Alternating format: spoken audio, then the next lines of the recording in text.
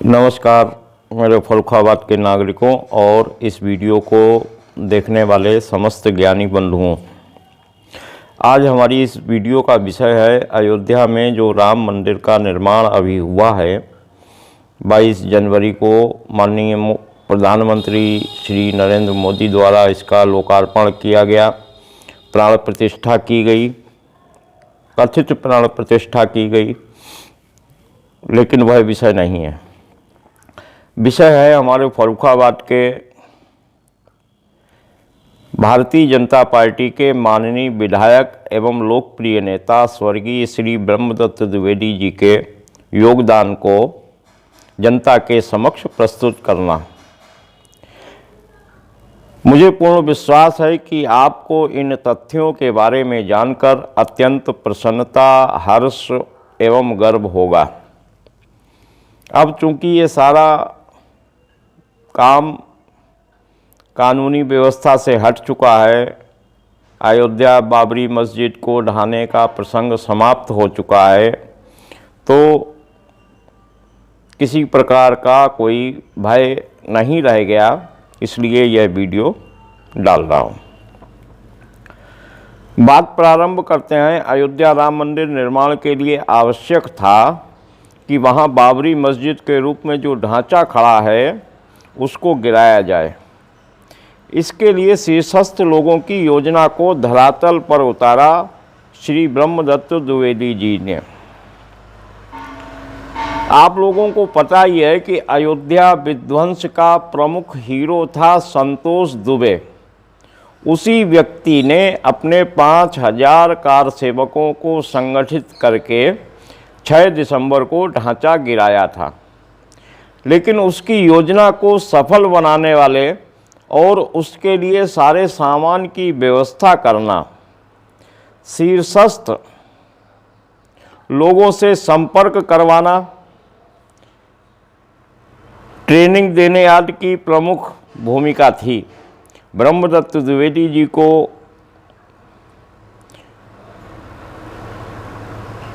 ब्रह्मदत्त द्विवेदी जी लगातार इस व्यक्ति के संपर्क में थे। तो बात प्रारंभ होती है 1990 के संघर्ष के बाद।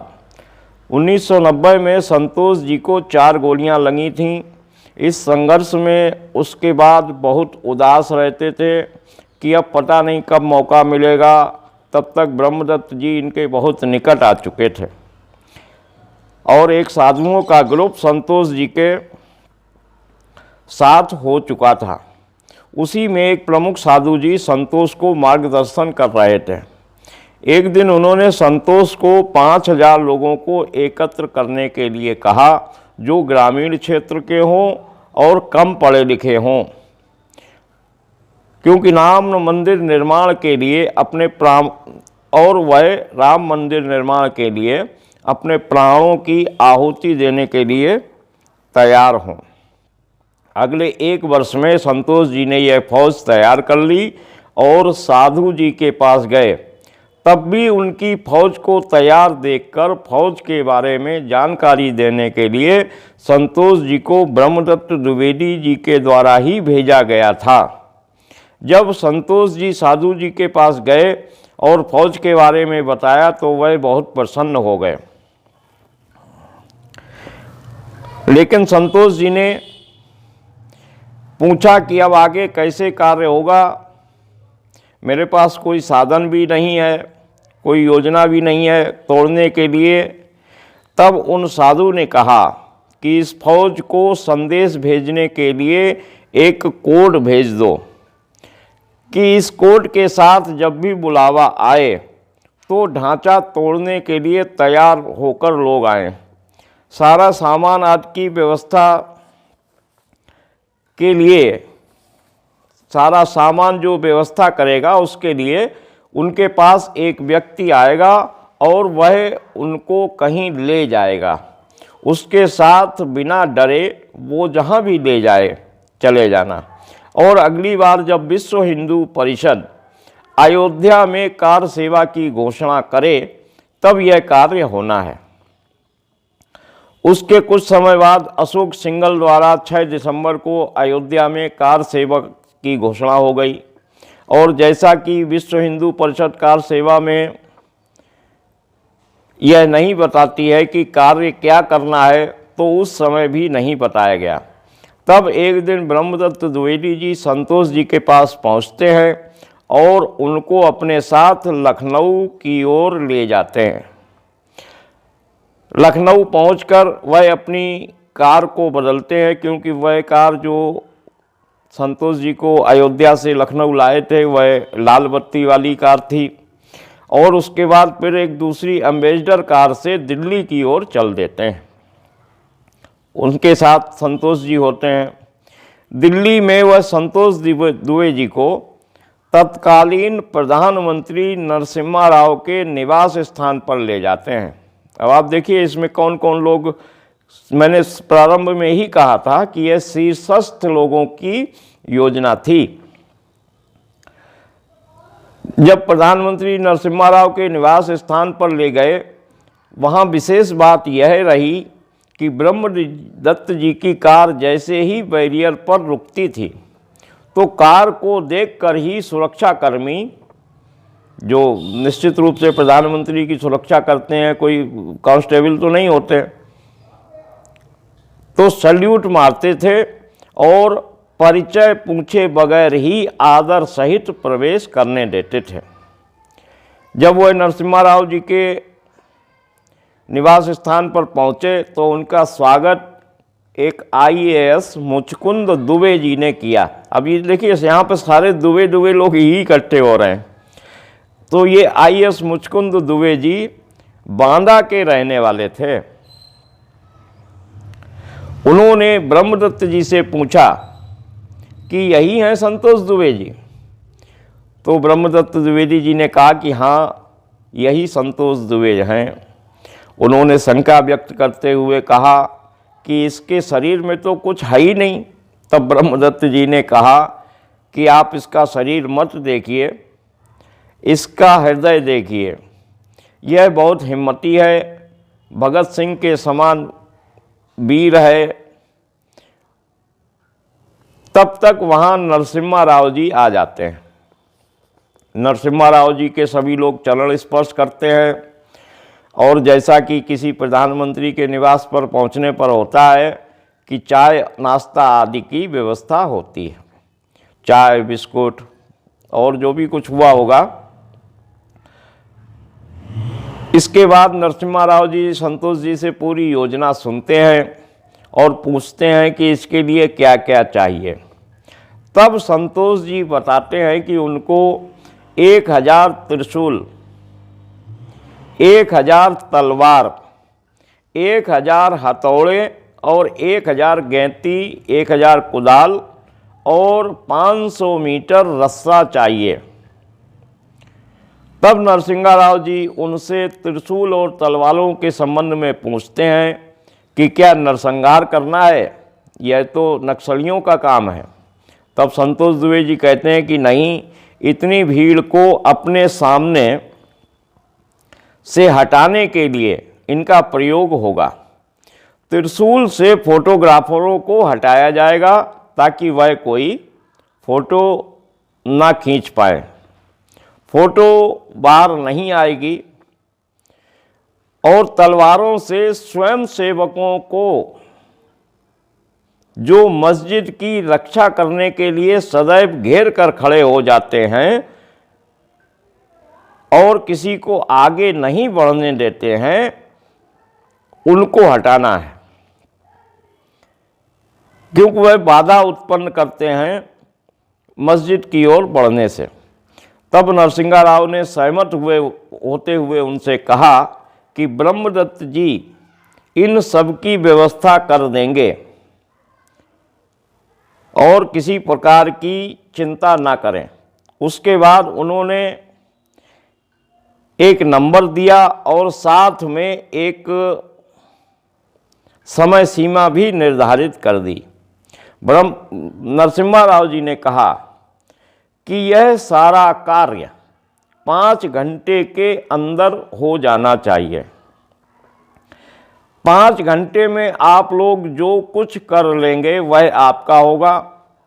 उसके बाद जो भी कार्य यदि बच गया तो वह कार्य निकट भविष्य में पूरा नहीं होगा। 5 घंटे में आप जितना कुछ कर पाएँ उतना कर लें। इसके साथ में उसके बाद उन्होंने एक अपना नंबर दिया और नंबर के साथ एक कोड भी दिया। नरसिम्हा राव ने जो संतोष दुबे जी को फ़ोन नंबर दिया उसके साथ में कोड जो दिया था वह था SDA।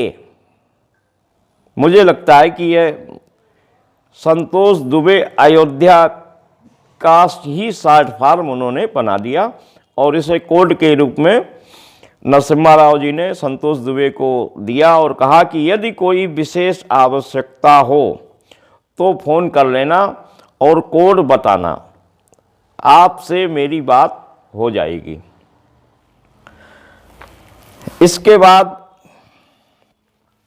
नरसिम्हा राव जी के एक सहयोगी द्वारा एक लिफाफा दिया गया।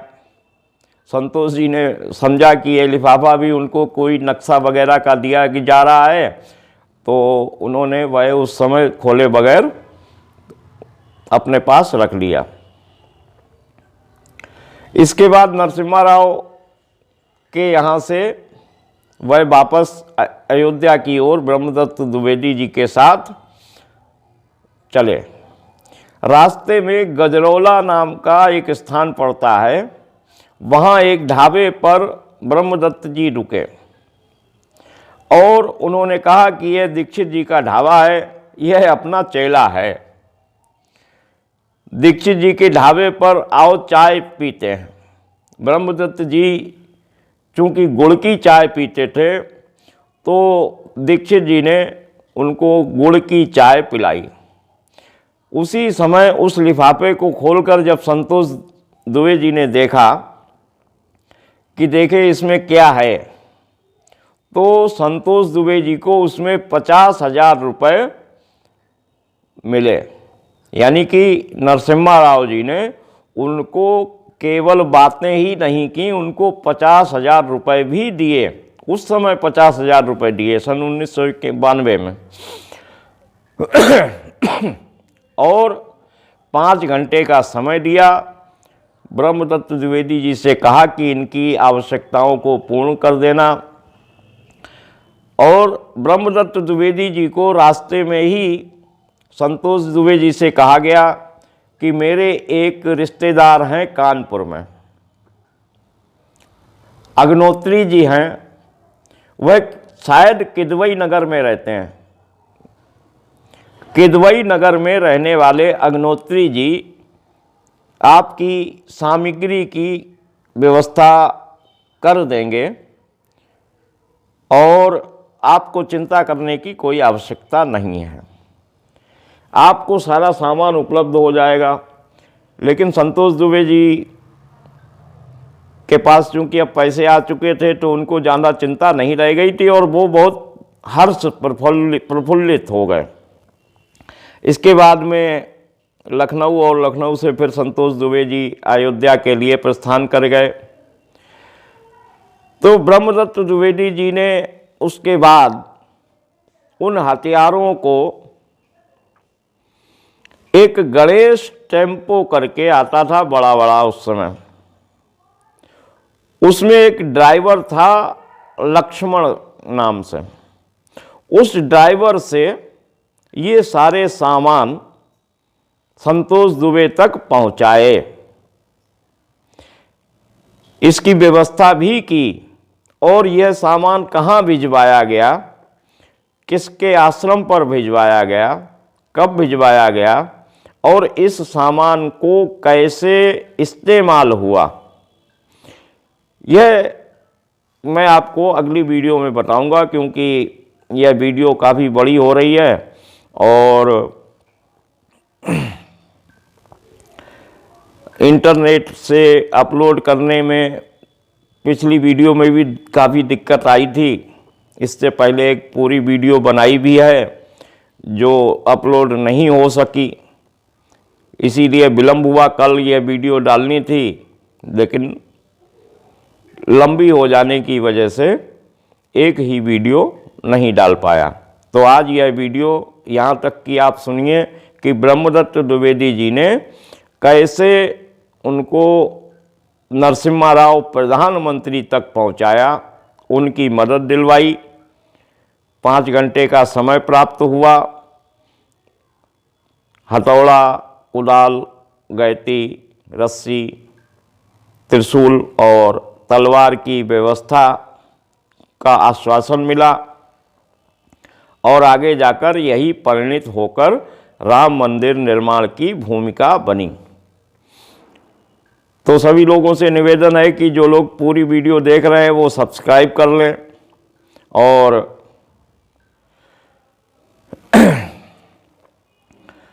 इस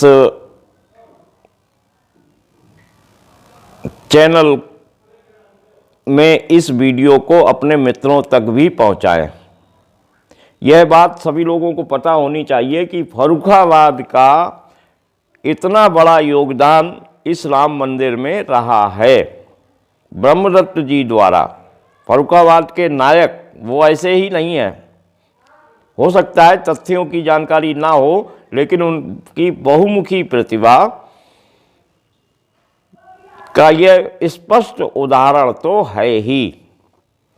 सभी फर्रुखाबाद वासियों को बधाई और समस्त देशवासियों को जन्मभूमि पर भव्य मंदिर निर्माण की भी बधाई। नमस्कार बंधु, जय हिंद, जय भारत।